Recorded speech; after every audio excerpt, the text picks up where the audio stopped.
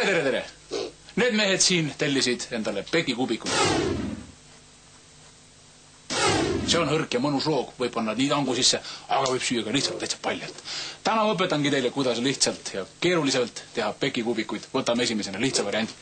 Kõigepealt võtame sea, tavalise kodusea. Siis on meil vaja panni.